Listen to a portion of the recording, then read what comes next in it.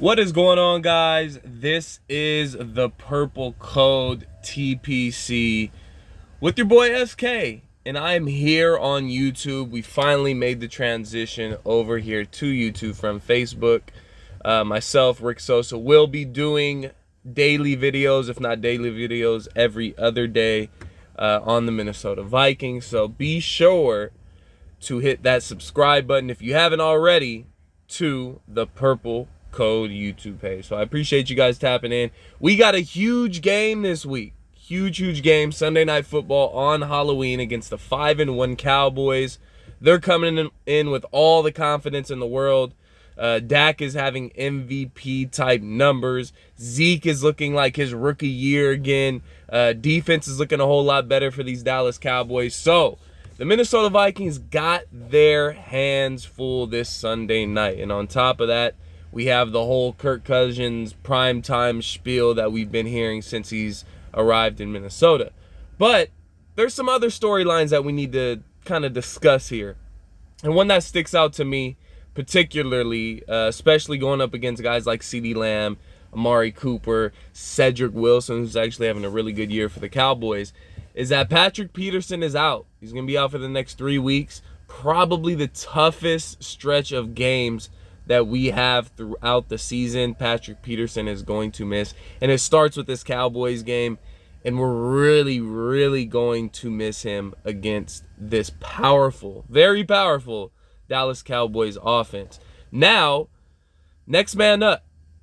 That means Cameron Dantzler. That means Chris Boyd. That means Harrison Hand. Those guys are going to have to step up, particularly Cameron Dantzler, obviously. And we've kind of been waiting on him to not necessarily explode, but to really just get on the field in this 2021 season. We saw him all year last year in 2020, and we are expecting him to at least come in here and kind of play spot duty with Breeland, where they kind of share reps, and that wasn't the case coming into the season. You know, we started Breeland. Breeland started the season absolutely terrible, and we've been waiting for Cameron Dantzler to take that position, but it came to this to where Patrick Peterson will be out for the next 3 weeks on IR, and Cameron Dantzler has to step up against the Dallas Cowboys, which is a very tall task. Not saying he can't do it. I think he's capable of doing it. He has the athleticism. He has the size to deal with these receivers. But will he is the real question. Now, that brings me to my next storyline. You know, we can sit here and we can talk about how good Dak Prescott is this year. And he has been. Numbers have been absolutely amazing. The team is 5-1. Everything is looking great for Dak Prescott. But I'm here to tell you that the Dallas Cowboys, especially offense, is not built around Dak Prescott. Its success is coming from Ezekiel Elliott in the run game. Now, I said earlier, Ezekiel Elliott's looking like he was looking his rookie year. He looks really thin. He's looking quick. He's looking explosive and very dangerous. Very dangerous. Just this year, he has 521 yards, which I believe is only behind Derrick Henry. I may be mistaken, but he is at least top 3 there. 5 touchdowns and 5.1 yards per carry. 5.1 yards per carry, guys. That's ridiculous. Now, you can say, you know, that's because Dak Prescott in this passing game is so dangerous. Defenses want to key on the pass game. You can say this offensive line is really good, and that's why he's taken off like that. But if I'm being quite honest with you guys, I think it's Zeke coming back, and I think he had time to really put his head down and work this off season, and it paid off for him. Unfortunately for our Minnesota Vikings this Sunday, that makes it tougher for us. But not only Ezekiel Elliott, but Tony Pollard is actually running the ball very well. He has 61 rushes for 366 yards on the season, 1 touchdown, and averaging 6 yards a carry. So this Dallas Cowboys team is averaging about 5.5 yards per carry on the ground. And if I'm being quite honest with you, this Cowboys team The only thing that's really preventing this offense from being consistently good week in and week out and winning games is themselves and their play calling. Now, when they get away from running the ball with Ezekiel Elliott, regardless of Dak Prescott's stats, team usually doesn't come out on top. Now, if they turn around and hand the ball off to Zeke 20 to 25 times a game, most of the time they win that game. So I think a big key to this game is slowing down Ezekiel Elliott. Not just Ezekiel Elliott, but also Tony Pollard. And I know that's hard to say because you want to key on this passing game so much, especially with you not having Patrick Peterson there. But in football, everything starts and stops with the run. You got to slow down Ezekiel Elliott in this Dallas Cowboys rushing attack. If you don't do that, it's going to be a long night for the Minnesota Vikings. Now, some positives. Michael Pierce should be back for this Dallas Cowboys game. It still is up in the air. I don't think they've come out with an official injury report as far as whether he's questionable, doubtful, or whatever it may be. But he is off IR. He is back at practice. And we should get an injury report later on today. If not today, then tomorrow, as far as if he was a full participant, if he was limited, and what's going on. So that's going to be huge, especially in stopping the run in Ezekiel Elliott. Michael Pierce is going to be huge. And now, let me not take away from what Armon Watts has been doing. Armon Watts has actually been having a breakout year with the absence of Michael Pierce. He's filled in and done great. And if you want to look back at not last year, but the year before when we played the Dallas Cowboys, Armon Watts played a very big key in that game of stopping Ezekiel Elliott. We did a great job against the run in that game.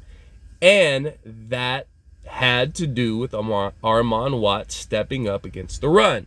So I wouldn't be surprised if you see a lot of Armon Watts, even if Michael Pierce is active. Now, my next storyline, and this is the storyline we hear at every primetime game the Minnesota Vikings have, and that's Kirk Cousins in primetime, and can he get it done, and blah, blah, blah, blah, blah. Well, I'm here to tell you that this game right here, this game is potentially the swinging moment in Kirk Cousins' career as far as the whole primetime spiel of him not being able to get it done, him not being a quarterback that can win.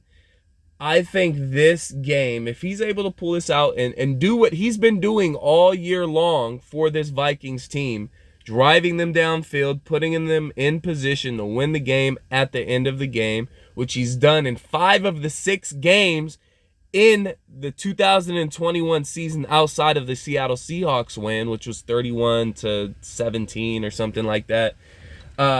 He's put us in position to win the game every single week. If he does that this week against the Cowboys on national television, Sunday Night Football, the biggest game of the week on Halloween, it has the potential to swing his entire cliche of Kirk Cousins can't get it done and can't get it done in prime time. He has the potential to do that this Sunday. If he has the game that he's been having this entire season and has the situation where he's able to drive the team down the field and put them in a position to win the game, that could be huge. Not only for the Vikings, but for Kirk Cousins in his career and his confidence, which, as we know as Minnesota Vikings fans, it's never been about Kirk's physical play. It's always been about the mental, his confidence, his comfortability. That's starting to come into play, and we're seeing it this season. Will he be able to do it on Sunday Night Football against the Dallas Cowboys on Halloween?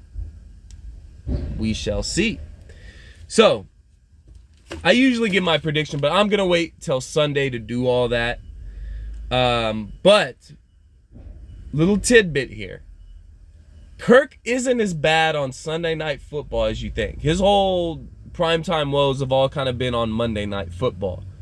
If you look back at his Sunday Night Football career, and it's not great, but it's not bad. He's 2-2 with the Minnesota Vikings so far on Sunday Night Football. But he's 2-7 overall against the Cowboys.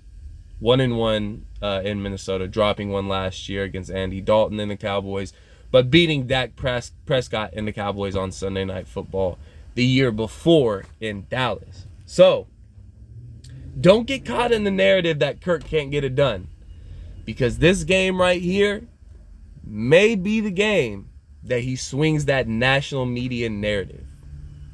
So, that'll do it for today, guys. That was my little lunchtime Vikings talk. We'll be back on YouTube tomorrow, whether it be me or Rick Sosa dropping a daily video. So, again, if you don't already, follow us on all social media platforms. We are on Facebook at The Purple Code, and as well on Instagram at The Purple Code, and TikTok.